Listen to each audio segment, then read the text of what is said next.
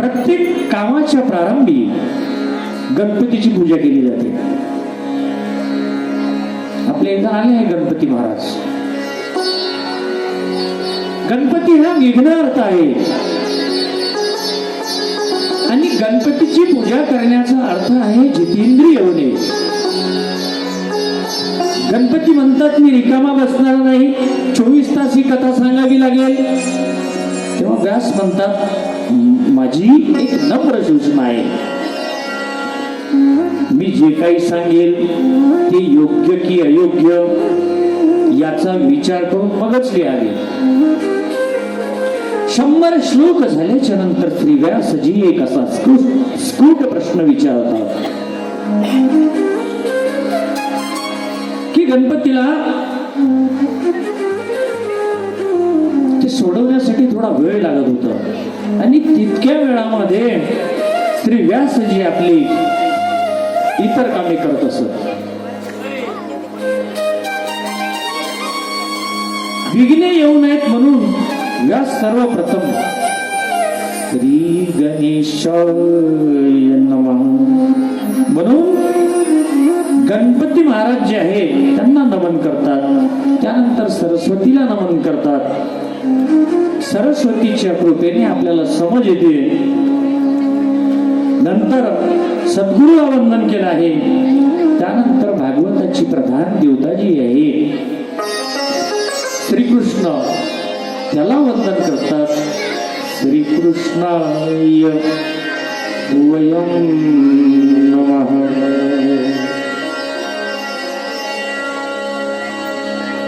तर व्यासांनी वृद्धावस्थेमध्ये या ग्रंथाची एकंदरीत रचना केली आणि म्हणून या ग्रंथाचा ते प्रचार जे आहे ते प्रचार करू शकले नाही. महाभारतात म्हातारपणी या ग्रंथाची रचना केल्यानंतर त्यांना चिंता वाटू लागली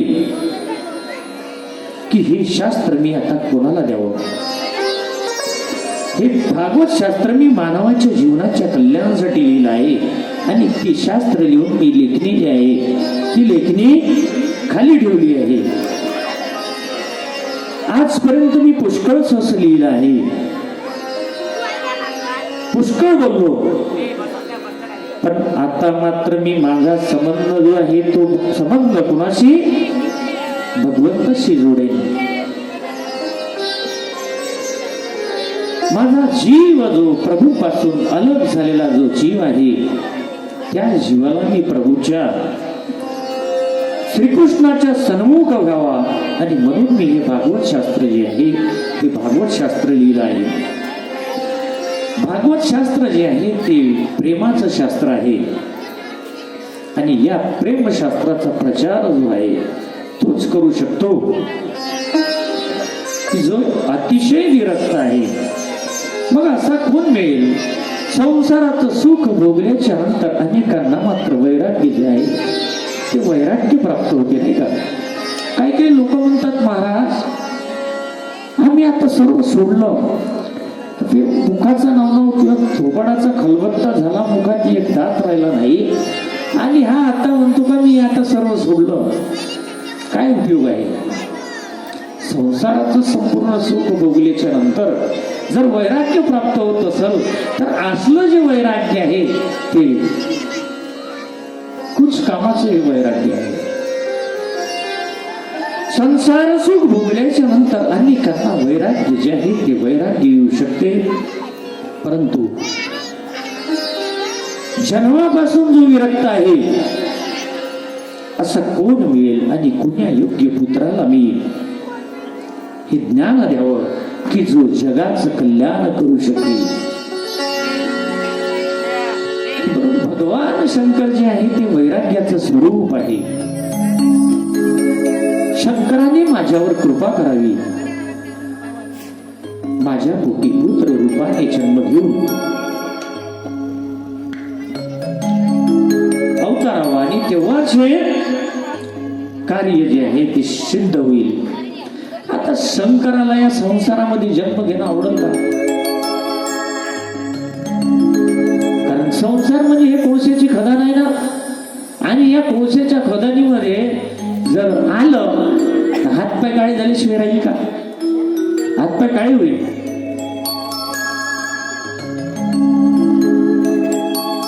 जन्म धारण करतील तर या भागवत शास्त्राचा ते प्रचार करू शकतील. भागवताचा प्रचार जे आहे ते भगवान शंकरच करू शकतात. कारण की संपूर्ण वैराग्य जे आहे ते कोणाच्या ठिकाणी तर भगवान शंकराच्या ठिकाणी संपूर्ण वैराग्य आहे. म्हणून शंकरजी जे आहे ते व्यासांची आराधना करतात. शंकर प्रसन्न झाले आणि व्यासांनी सांगितलं की समाधीमध्ये जो आनंद मिळतो, जो आपण भोगतो, तो आनंद सर्वांना मिळावा, जगाला मिळावा तो आनंद. म्हणून तुम्ही पुत्र रूपाने माझ्या घरी जन्म घ्या.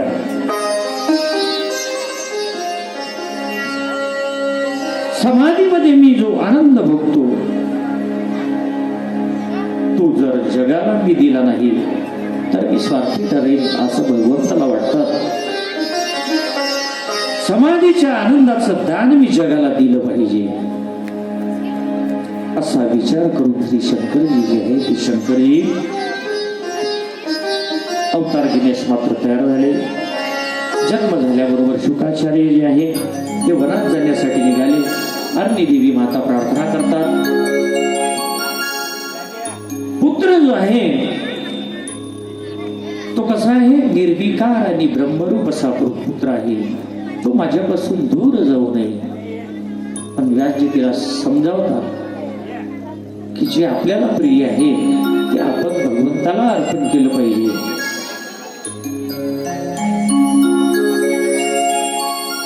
ते भगवंताला अर्पण केलं पाहिजे.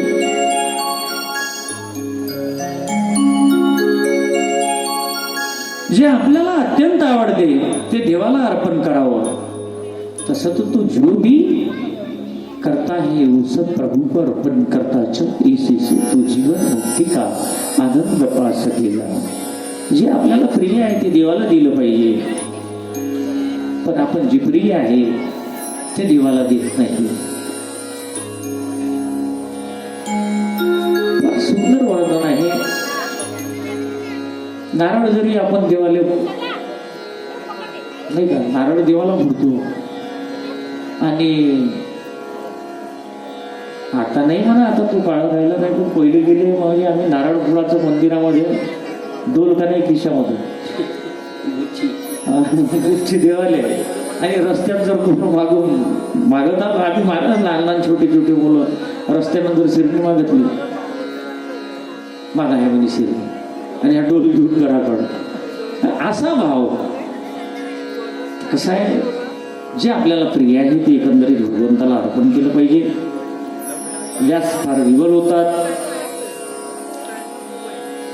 ते म्हणतात पुत्रा तू ये, तुला आम्ही लग्न करण्याचा आग्रह करत नाही, पण विरक्त असे जे शुकाचार्य आहे तो आम्हाला सोडून जाऊ नकोस. मी तुला लग्न करण्याचा आग्रह करणार नाही अशा पद्धतीनं. परंतु काय आहे, जोपर्यंत लौकिक संबंधाचं स्मरण असते तोपर्यंत ईश्वराबद्दल आसक्ती असते, भक्तिप्रेम असू शकत नाही. हे सर्व व्यापक ब्रह्मरूप झालेले शुकाचार्य वृक्षांच्या द्वारा श्री व्यासांना उत्तर देतात की हे मुनिवर, आपल्याला पुत्राच्या वियोगाने दुःख होत आहे. पण जो आपल्याला दगड मारतो, झाड जे आहे आपण त्याला दगड मारतो ते आपल्याला फळ देते. त्याला अजात शत्रू असं म्हटलं आहे. त्यालाही तो फळे देतो. वृक्षाची फळं ही त्याची पुत्र हो. आणि दगड मारणारा जो आहे, दगड मारणाऱ्यांना जे फळे देतात ते वैष्णव होईल. आणि वैष्णव कसे असतात,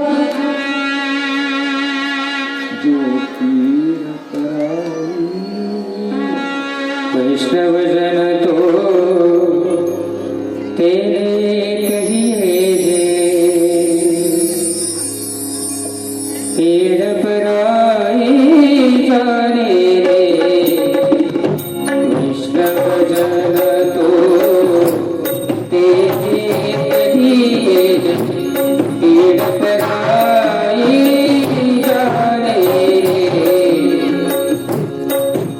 दुखे उपकार करे तुझे पर दुखे उपकार करे तुझे मन विमान ना आने वैष्णव जन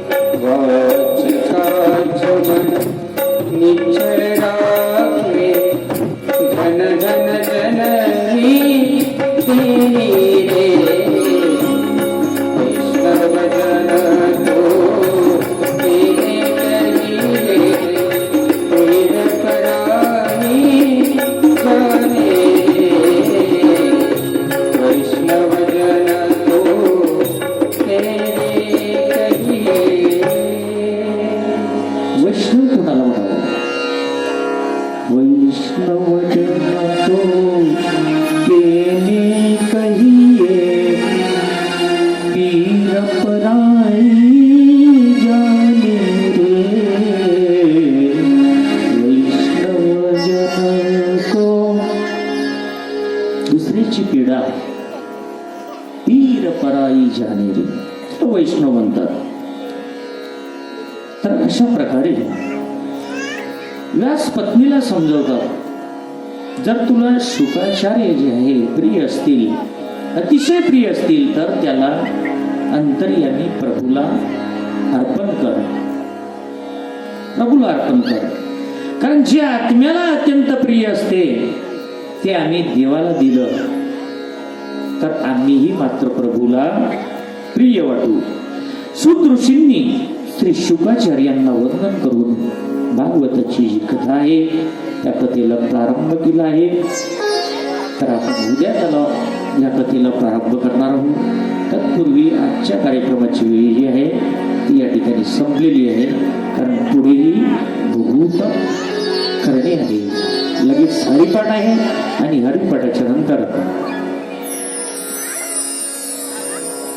हरिभक्त पारायण ते सुश्री रुचिकाताई जवादे यांचं कीर्तन आहे.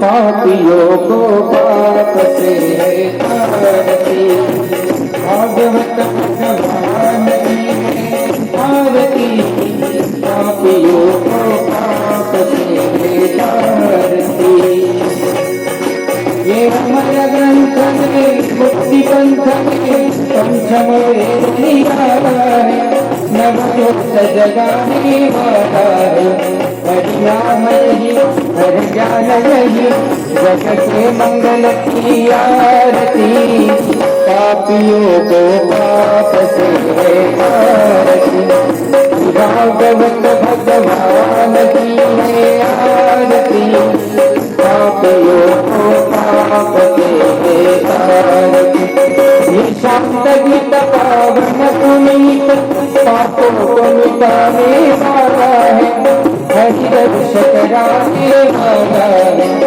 यह सिद्ध करे यह मधुसूदन की आरती पापियों को पाप से